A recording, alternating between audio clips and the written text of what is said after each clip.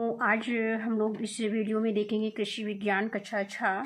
तो इसमें आज हम लोग बात करेंगे इकाई 4 यानी सिंचाई एवं सिंचाई के यंत्र कौन कौन से होते हैं। तो सबसे पहले हम बच्चों इसमें इस पाठ को पढ़ेंगे।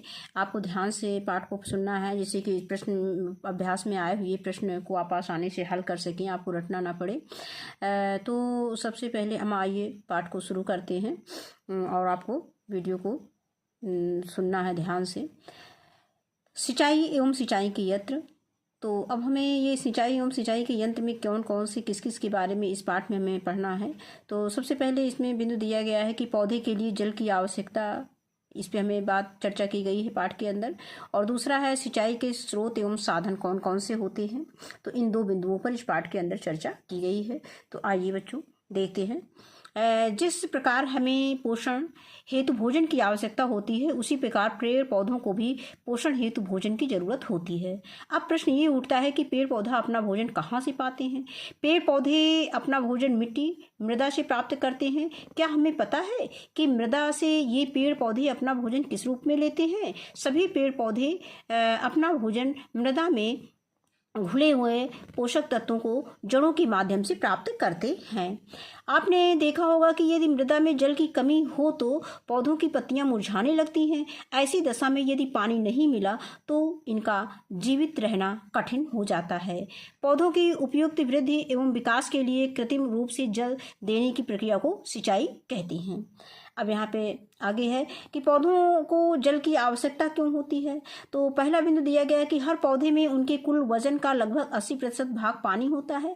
और नंबर 2 है कि पौधे की जड़ें जलीय घोल के रूप में अपना भोजन लेती हैं। और नंबर 3 दिया गया है कि पौधों की सभी दैहिक क्रियाएं जल की सहायता से होती हैं। जड़ें जो पोषक तत्व मृदा से लेती हैं, उसे रसोई पत्तियों यानी रसोई घर तक भोजन जल की उपस्थिति में ही संभव होता है। नंबर 4 है तेज धूप और गर्मी में लू से बचने के लिए आप अधिक पानी पीते हैं, जबकि पौधों की पत्तियां वाष्पोत्सर्जन क्रिया द्वारा पानी को हवा में उड़ाती रहती हैं। इस प्रक्रिया द्वारा पौधे गर्मी से अपनी रक्षा करते हैं। नंबर 5 दिया गया है कि पौधे के अंदर जब पर्याप्त जल विद्यमान रहता है तो उन पर पाले का असर कम होता है। और नंबर 6 है कि मृदा में प्रचुर नमी रहने पर ही पौधों को जड़ों में बढ़वार व विस्तार होता है। कहने का मतलब कि जब पौधों की जड़ों में पर्याप्त नमी रहती है तभी पौधे बढ़ते हैं और उनका फैलाव होता है, उनका विस्तार होता है, जिसके फलस्वरूप पौधों से अधिक उत्पादन संभव है। अब आगे आता है कि जल की आवश्यकता को प्रभावित करने वाले कौन कौन से कारक हैं। तो नंबर 1 कि गर्मी में मृदा जल का वाष्पीकरण अधिक होता है, जिससे फसलों को अधिक जल की आवश्यकता पड़ती है। नंबर 2 मृदा कई प्रकार की होती है, जैसे दोमट, चिकनी, बलुई एवं बलुई दोमट। अंतिम 2 मृदाओं में पानी जल्दी रिस कर नीचे चला जाता है। ऐसी मिट्टी में फसलों को अधिक पानी की आवश्यकता होती है। और नंबर 3 दिया गया कुछ फसलों को अधिक जल की आवश्यकता पड़ती है, जैसे धान, गेहूं, आलू व गन्ना। और कुछ फसलों में पानी की कम आवश्यकता होती है, जैसे अरहर, चना, मसूर, अलसी, सरसों, कुसुम आदि। और नंबर 4 है कि सिंचाई को प्रभावित करने में वर्षा की मात्रा एवं वर्षा का वितरण प्रमुख कारक है। नंबर 5 है मृदा में उपलब्ध जैविक पदार्थ की मात्रा जल की आवश्यकता को प्रभावित करती है। अधिक जैव पदार्थ होने पर जल धारण क्षमता बढ़ जाती है तथा सिंचाई की आवश्यकता घट जाती है। इसके बाद नंबर 6 है कि जिन फसलों में पोषक तत्वों की आपूर्ति के लिए रासायनिक उर्वरकों का प्रयोग अधिक किया जाता है, उसमें अधिक सिंचाई की आवश्यकता पड़ती है। अब आता है सिंचाई के स्रोत कौन कौन से हैं। तो किसान अपने खेत की सिंचाई हेतु जल कहाँ से प्राप्त करते हैं। सिंचाई हेतु जल तालाब, झील, नदी, नाले, झरने, कुआं, पाताल तोड़ कुआं, नहर एवं शहरों के गंदे नाले से प्राप्त होता है। इसके बाद आता है तालाब। वर्षा ऋतु में जल को संग्रहित करने का खुला एवं गंडीनुमा भूभाग तालाब कहलाता है। इसमें एकत्रित जल शीत ऋतु एवं ग्रीष्म ऋतु में सिंचाई के काम आता है। तालाब प्राकृतिक एवं मनुष्य द्वारा निर्मित दोनों प्रकार के होते हैं। अब आगे आता है नदी। पहाड़ों से बहकर आने वाला जल नदियों का स्रोत है। प्रायः नदियों के बहाव को आंशिक मोड़ कर उसमें से एक धारा नहरों द्वारा गांव तक पहुंचाई जाती है। पंप सेट के प्रयोग से नदी व नहर से जल को खेतों तक सिंचाई हेतु पहुंचाया जाता है। इसके बाद आता है झरने। पहाड़ों में प्रायः बर्फ के पिघलने से जल चट्टानों के बीच में बहता है जो नीचे की ओर गिरता है। पहाड़ों से बिना माध्यम गिरने वाली जल धारा को झरना कहते हैं। अब आता है सिंचाई के साधन। तो इनका प्रयोग पूर्व में सिंचाई के साधनों के रूप में होता रहता है, परंतु आजकल इन साधनों के द्वारा सिंचाई लगभग ना के बराबर होती है, परंतु इनके बारे में आपको जानना आवश्यक है। किसान जल स्रोतों से अपने खेतों तक जल पहुंचाने हेतु अनेक साधनों का प्रयोग करता है, जैसे बेड़ी, ढेकली, दोन, चरसा, रहट, चेन, पंप आदि। इसकी विस्तृत जानकारी निम्नवत है। नंबर 1, बेड़ी।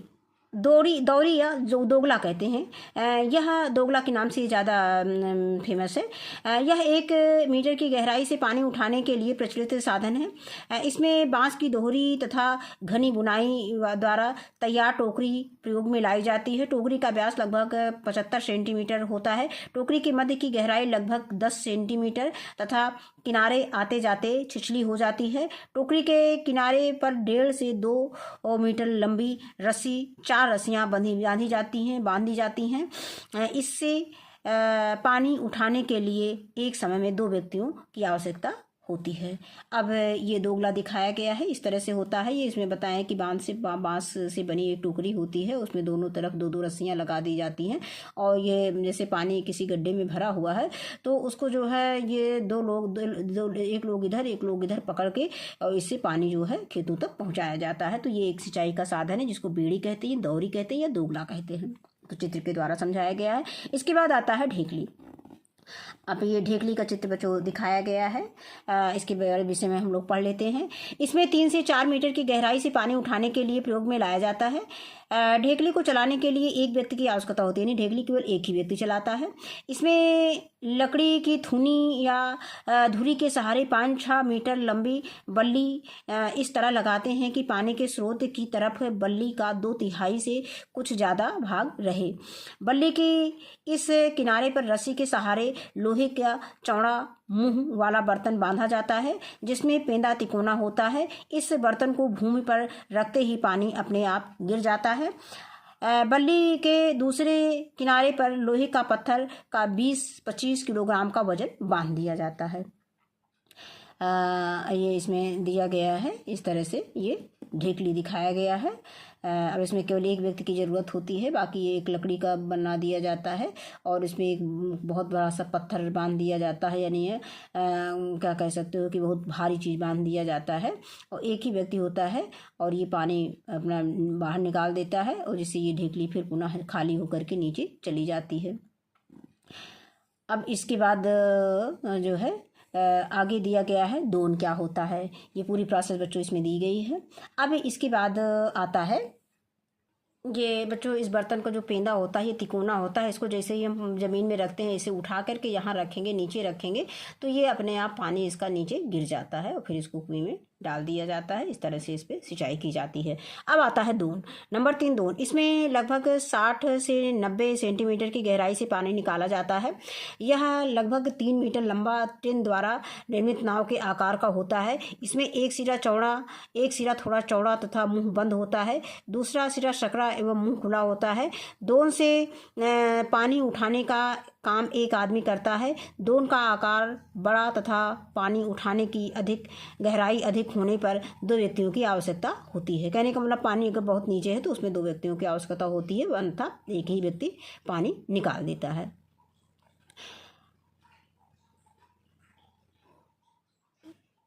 पानी के स्रोत के समीप गाड़ी गई 2 बल्लियों के बीच लगी धुरी के सहारे 4 मीटर लंबी बल्ली के एक किनारे पर दोन को बांध दिया जाता है तथा दूसरे किनारे पर पत्थर या बोरे में मिट्टी भरकर बांध दी जाती है। तो कहने का मतलब दोन में कहते हैं कि एक ही आदमी का काम होता है, एक ही आदमी पानी मतलब उठाने का काम करता है। लेकिन अगर दोन का आकार बड़ा है या पानी ज़्यादा नीचे से निकालना होता है, गहराई से निकालना होता है, तो उसमें 2 व्यक्तियों की ज़रूरत होती है। इसके बाद आता है चरसा यानी मोट या पुर्जी को बोलते हैं। अपने गांव में आसपास देखा होगा कि कुएं से सिंचाई करने के लिए चरसा का प्रयोग करते हैं। कुएं के ऊपरी भाग पर बल्लियों के सहारे लकड़ी की बड़ी बड़ी गड़ारी रखी जाती है। इस गड़ारी पर मोटी रस्सी के सहारे चमड़े का थैला, बड़ा थैला मोटा बांधते हैं जो कुएं से पानी भरकर ऊपर लाता है। एक जोड़ी बैल ऊंचाई से नीचे की ओर ढालू जमीन पर पानी भरा थैला खींचते हैं। जो ही पानी भरा थैला कुएं के मुंह पर आता है, एक व्यक्ति जो वहां खड़ा रहता है उसे अपनी ओर खींच कर पानी गिराने के बाद चरसे को वापस कुएं में डाल देता है। कहने का मतलब ये जिसको हम पुर कहते हैं, जिसको चरसा कहते हैं, इसमें एक व्यक्ति यहाँ पे खड़ा रहता है, इस पुर को अपनी तरफ खींच करके इसका पानी गिरा देता है। इसके बाद इस पुर को फिर पानी में नीचे फेंक देता है। तो इस तरह से ये काम चलता है, इसी तरह से इसका पानी निकलता रहता है और खेत की सिंचाई होती है। अब इसके बाद आता है रहट। यह यंत्र भी कुओं से पानी निकालने के काम आता है। इसमें बहुत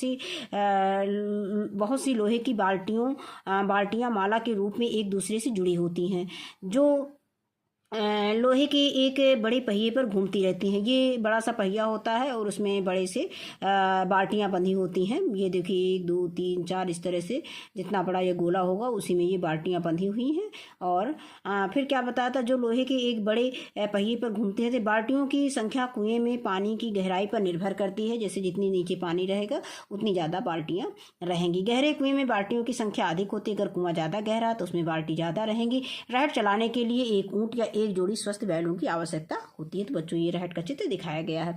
इसके बाद आता है chain pump. Number 6 chain pump. इसके द्वारा 1.5 मीटर से 3 मीटर की गहराई यानी 1.5 मीटर से 3 मीटर की गहराई से उठाया जाता है। इस यंत्र में लोहे की एक जंजीर में छोटे छोटे गड्ढों की माला लोहे के बड़े पहिए पर चढ़ी हुई रहती है। गट्टेदार माला को घुमाने पर लोहे की पाइप के सहारे पानी ऊपर आता है, क्योंकि गट्टों वाली जंजीर इसी पाइप से होकर पानी में जाती है। इसे चलाने के लिए एक साथ 2 व्यक्तियों की आवश्यकता पड़ती है। इसके बाद आता है बलदेव बाल्टी। इसमें चित्र दिखाया गया है। यह यंत्र 1 मीटर तक की गहराई से पानी निकालने के लिए, नहीं 1 मीटर की गहराई तक पानी हमें निकालना है तो हमें इसे बलदेव बाल्टी की ज़रूरत पड़ती है। बलदेव बाल्टी की सहायता से हम पानी निकाल सकते हैं। तो यह यंत्र 1 मीटर तक की गहराई से पानी निकालने के लिए सर्वोत्तम पाया गया है। इसमें दोन की भांति, दोन का मतलब दोन की भांति जो है 2 बाल्टियां होती हैं, जो गड़ारी पर पड़ी हुई रस्सियों के सहारे बारी बारी से पानी में जाती हैं और पानी भरकर ऊपर आती हैं। इसे चलाने के लिए एक जोड़ी बैल की आवश्यकता होती है। अब इसके बाद आता है पेंच या इजिप्शियन स्क्रू। मतलब इसको पेंच को हम इजिप्शियन स्क्रू भी बोलते हैं। इस यंत्र को पेंच भी कहा जाता है। बच्चों चित्र में दिखाया गया है पेंच को। यह लकड़ी के ढोल के समान होता है। ये देखिए ढोल के समान इसमें दिया गया है, चित्र दिखाया गया है। और भीतर के स्क्रू यानी पेंच के समान बनावट होता है। इसकी लंबाई लगभग 1.5 मीटर तथा व्यास लगभग 40 सेंटीमीटर होता है। यह यंत्र 40 डिग्री से 45 डिग्री का कोण बनाते हुए तिरछा लगाया जाता है। इसका एक सिरा पानी के अंदर लकड़ी के कुंदे पर रखा होता है। यंत्र को घुमाने पर पानी पेंच के सहारे ऊपरी सिरे से बाहर आता है। इसे चलाने के लिए 2 व्यक्तियों की आवश्यकता होती है। इसके बाद आता है नंबर 9 यंत्र चालित पंप। अब इसके बाद आता है कि अधिक गहराई से, यहाँ पे ये चित्र बच्चों दिखाया गया है यंत्र चालित पंप का। अब दिया गया है कि अधिक गहराई में भूमि जल को उठाने के लिए इस प्रकार के पंपों का प्रयोग किया जाता है। जिन्हें बिजली की मोटर या डीजल इंजन से चलाते हैं। डीजल द्वारा चालित पंपों का इस्तेमाल नहरों, झीलों अथवा तालाबों से पानी उठाने के लिए किया जाता है, क्योंकि इन्हें आसानी से एक स्थान से दूसरे स्थान पर ले जाया जा सकता है। इसके अलावा भूमि के नीचे स्थापित सबमर्सिबल पंप का भी आजकल प्रचलन में है। अब आगे इसमें कुछ दिया गया है। यंत्र का नाम दिया गया है, कितनी गहराई से पानी को उठाता है वो मीटर में दिया गया है, और उठाने की क्षमता लीटर में दिया गया है, प्रति घंटा कितना पानी उठाता है।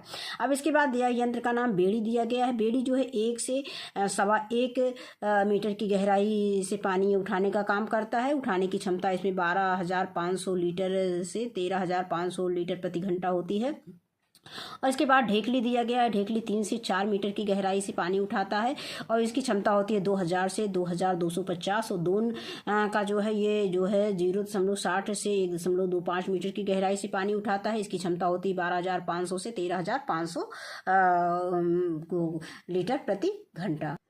अब इसके बाद ये चरसा होता है। चरसा 6 से 10 मीटर की गहराई से पानी उठाता है। इसकी क्षमता होती है 6000 से 7000 लीटर प्रति घंटा। और राहट जो है ये 4 से 6 मीटर की गहराई से पानी निकालता है। इसकी क्षमता होती है 12000 से 15000 लीटर प्रति घंटा। और चैन पंप की होती है 2 से 3 मीटर की गहराई से पानी निकालता है। इसकी क्षमता होती है 20000 से 25000 लीटर प्रति घंटा।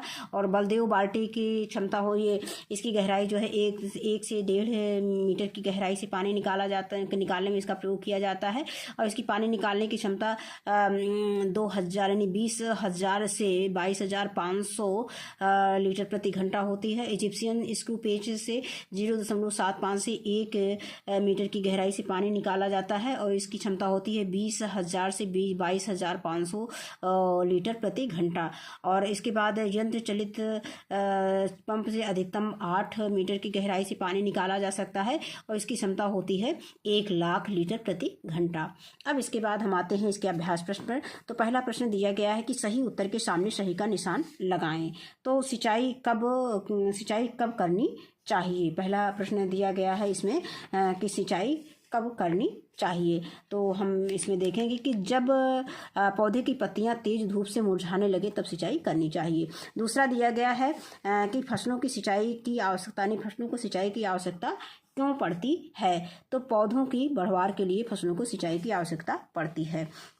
इसके बाद अगला प्रश्न दिया गया है कि किसी फसल में सिंचाई की आवश्यकता को कम करने में निम्नलिखित में से कौन सा कारक महत्वपूर्ण है। तो मृदा में उपलब्ध जैव पदार्थ की प्रचुर मात्रा। अब इसके बाद आता है अगला प्रश्न आता है कि निम्नलिखित में से सही कथन के सामने सही तथा गलत कथन के सामने गलत का निशान लगाएं। पहला दिया गया है कि पौधे की जड़ें जलीय घोल के रूप में अपना भोजन लेती हैं। तो ये कथन सही है। इसके बाद दूसरा दिया गया है कि पौधों का भोजन पत्तियों द्वारा अंधेरे में बनाया जाता है। ये गलत है। अगला दिया गया है कि धान की फसल में गेहूं की अपेक्षा कम सिंचाई की आवश्यकता होती है। ये गलत है। धान की फसल में गेहूं की अपेक्षा कम सिंचाई की आवश्यकता होती है। ये गलत है। इसके बाद आगे दिया गया है कि जैव पदार्थ मृदा की जल धारण क्षमता को प्रभावित करता है। ये गलत है। आगे दिया गया है अगला है कि पाताल तोड़ कुएं से जल उठाने के लिए बिजली द्वारा संचालित पंप की आवश्यकता होती है। ये सही है। अब इसके बाद आता है निम्नलिखित में स्तंभ का स्तंभ खा से सुमेल कीजिए। तो दोन जो है ये कम गहरा कुआं में प्रयोग किया जाता है। और रहट का प्रयोग कुआं में किया जाता है। इसके बाद आता है ढेकली का प्रयोग तालाब से पानी निकालने के लिए किया जाता है। नलकूप का प्रयोग जो है भूगर्भ जल यानी भूमि के अंदर जो गहराई में जल होता है उसको निकालने के लिए प्रयोग किया जाता है। और पत्तियों का काम क्या होता है, वाष्पोत्सर्जन के द्वारा पानी बाहर करती हैं। अब इसके बाद आता है निम्नलिखित के कारण बताइए। पक्का दिया है कि बलुई तथा बलुई दोमट मृदा में पानी शीघ्रता से रिसता है। कारण बताइए। तो बच्चों इसका उत्तर लिखेंगे कि बलुई व दोमट मृदा में जल धारण क्षमता नहीं के बराबर या कम होने के कारण शीघ्रता से जल रिसता है। अब इसके बाद प्रश्न संख्या ख में दिया गया है कि गर्मी में मृदा जल का वाष्पीकरण अधिक होता है। कारण बताओ। तो बच्चों इसका उत्तर लिखेंगे कि गर्मी में पानी भाप बनकर उड़ता है, इसीलिए गर्मी में जल का वाष्पीकरण अधिक होता है। इसके बाद अगला प्रश्न है कि ऊसर भूमि को सिंचाई द्वारा फसल उगाने योग्य बनाया जा सकता है। कारण बताइए। तो बच्चों इसका उत्तर लिखेंगे कि ऊसर भूमि में सिंचाई करने से उसकी ऊपरी परत का खारापन मिट्टी में नीचे चला जाता है। और धान बरसीम आदि बोते रहने से जैविक खाद के प्रयोग से ऊसर भूमि धीरे धीरे उपजाऊ होने लगती है। इसके बाद अगला प्रश्न संख्या 5 है कि फसलों को सिंचाई की जरूरत क्यों पड़ती है, वर्णन कीजिए। बच्चों प्रश्न संख्या 5 का उत्तर है कि सही समय पर वर्षा न होने से पौधों के उपयुक्त विकास और वृद्धि के लिए कृत्रिम रूप से जल देने की प्रक्रिया की जरूरत होती है, जिसे सिंचाई कहते हैं।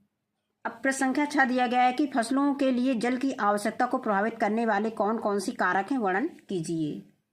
तो बच्चों इसका उत्तर हम लिखेंगे कि जल की आवश्यकता को प्रभावित करने वाले कारक निम्नलिखित हैं। नंबर 1 गर्मी में मृदा जल का वाष्पीकरण अधिक होने से फसलों को अधिक जल चाहिए।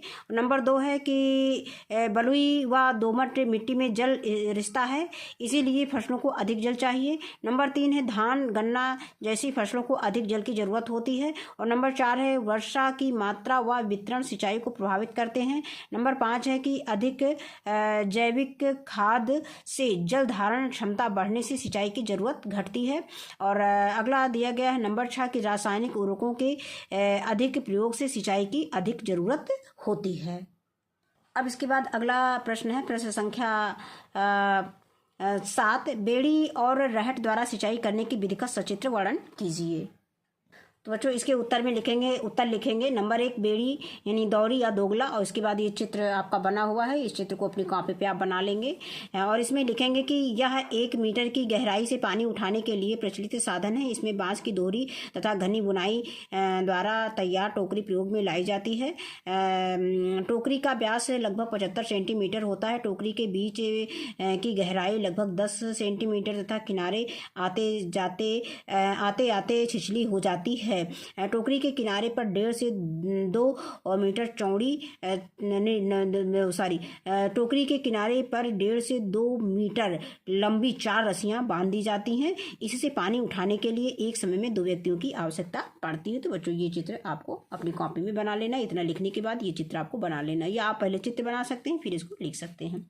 अगर आप चित्र बना लेंगे तो आपको ज़्यादा लिखने की ज़रूरत नहीं पड़ती है, और केवल चित्र को बनाने के बाद आप चित्र की सहायता से ही इसको जो लिखा हुआ है इसको आप समझ लेंगे और उसको आप लिख देंगे। अब इसके बाद आता है रहट। ये चित्र बना हुआ है रहट का। बच्चों इसको अपनी कॉपी पे आप बना लेंगे और फिर उसमें लिखेंगे कि यह यंत्र भी कुओं से पानी निकालने के काम आता है। इसमें बहुत सी लोहे की बाल्टियां माला के रूप में एक दूसरे से जुड़ी होती हैं, जो लोहे के एक बड़े पहिए पर घूमती हैं। बाल्टियों की संख्या कुएं में पानी की गहराई पर निर्भर करता है। गहरे कुएं में बाल्टियों की संख्या अधिक होती है। रहट चलाने के लिए एक ऊंट या एक जोड़ी स्वस्थ बैलों की आवश्यकता होती है। बस यहाँ तक आपको इसका उत्तर लिख देना है और चित्र बना देना है। इसके बाद है प्रश्न संख्या 8 दिया गया है कि सिंचाई की दोन और पेंच इजिप्शियन स्क्रू साधनों का तुलनात्मक वर्णन कीजिए। तो बच्चों इसके उत्तर में हम लिखेंगे, बुक से ही लिखेंगे, 2 हेडिंग डालेंगे। इसमें लगभग 60 से 90 सेंटीमीटर की गहराई से पानी निकाला जाता है। यह लगभग 3 मीटर लंबा टिन द्वारा निर्मित नाव के आकार का होता है। इसका एक सिरा थोड़ा चौड़ा तथा मुंह बंद होता है और दूसरा सिरा सकड़ा एवं मुंह खुला होता है। दोन से पानी उठाने का काम एक आदमी करता है। दोन का आकार बड़ा तथा पानी उठाने की गहराई अधिक होने पर 2 व्यक्तियों की आवश्यकता होती है। पानी के बस यहीं तक आप लिख सकते हैं इसको बस। अब इसके बाद आगे दूसरा देखते हैं। अब इसके बाद पेंच इजिप्शियन स्क्रू। इस यंत्र को पेंच भी कहा जाता है। यह लकड़ी के ढोल के समान होता है और भीतर से स्क्रू यानी पेंच के समान बनावट होती है। इसकी लंबाई लगभग 1.5 मीटर तथा व्यास यानी 1.5 मीटर तथा व्यास लगभग 40 सेंटीमीटर होता है। यह यंत्र 40 डिग्री से 45 डिग्री का कोण बनाते हुए तिरछा लगाया जाता है। इसका एक सिरा पानी के अंदर लकड़ी के कुंदे पर रखा होता है। यंत्र को घुमाने पर पानी पेंच की सहायता से ऊपरी सिरे के बाहर आता है। इसे चलाने के लिए 2 व्यक्तियों की आवश्यकता पड़ती है। ये बच्चों चित्र अगर बन जाए तो चित्र आप बना लेना और फिर उसका चित्रात्मक वर्णन कर देना। अगर चित्र नहीं बन रहा है तो आप ऐसे भी इसको दोनों का तुलनात्मक कर सकते हैं। दोनों को हेडिंग डाल के अलग अलग दोनों के बारे में लिख सकते हैं थोड़ा थोड़ा। अब अंतिम प्रश्न इसमें दिया गया कि सिंचाई के साधनों का वर्णन कीजिए। अब बच्चों इसमें उत्तर डालेंगे, लिखेंगे सिंचाई के साधन, फिर यहाँ से लिखेंगे किसान जल स्रोतों से अपने खेतों तक जल पहुँचाने हेतु अनेक साधनों का प्रयोग करता है, जैसे बेड़ी, ढेकली, दोन, चरसा, रहट, चैन, पंप आदि। अब उसी के आगे लिखेंगे, इसमें लिख सकते हैं जो निम्नलिखित है।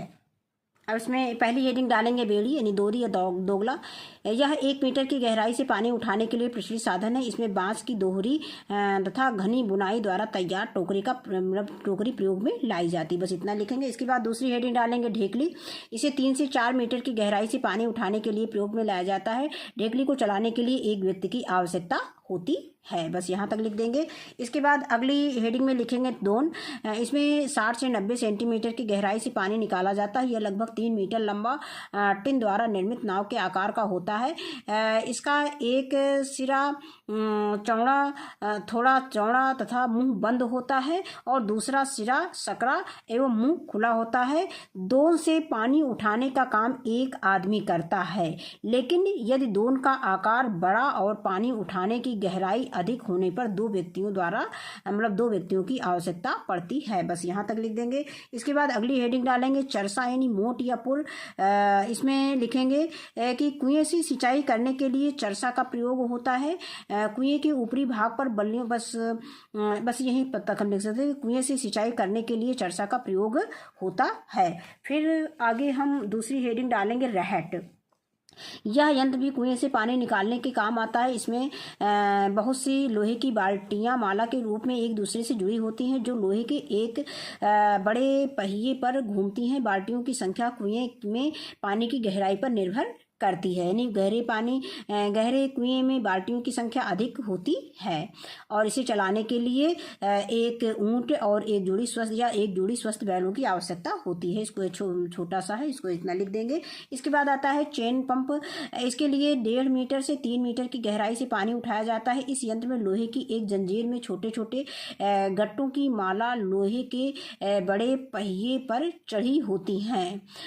गट्टेदार माला को घुमाने पर लोहे के पाइप के सहारे पानी ऊपर आता है। बस इतना लिख देंगे। इसके बाद अगर याद है तो आप इतना लिख दें। इसे चलाने के लिए एक साथ दो व्यक्तियों की आवश्यकता पड़ती है। ये आपको लिखने की जरूरत नहीं है। इसके बाद आप लिख देंगे बलदेव बाल्टी। यह यंत्र 1 मीटर तक की गहराई से पानी निकालने का सर्वोत्तम विधि है या सर्वोत्तम पाया गया है।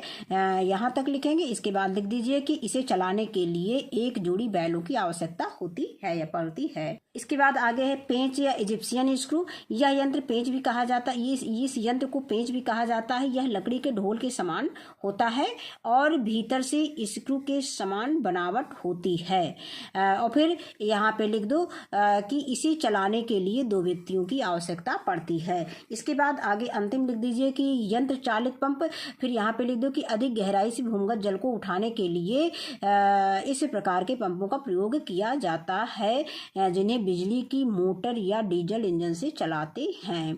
इतना लिख दो। फिर इसके बाद यहाँ पे लिख दो कि इसके अलावा भूमि के नीचे स्थापित सबमर्सिबल पंप का भी प्रयोग आजकल प्रचलन में है। बस इतना आपको लिख देना है, थोड़ा थोड़ा 2-2 लाइन। तो बच्चों, ये पाठ हमारा यहीं पे समाप्त होता है। इस वीडियो में बस इतना ही। वीडियो देखने के लिए बहुत बहुत धन्यवाद।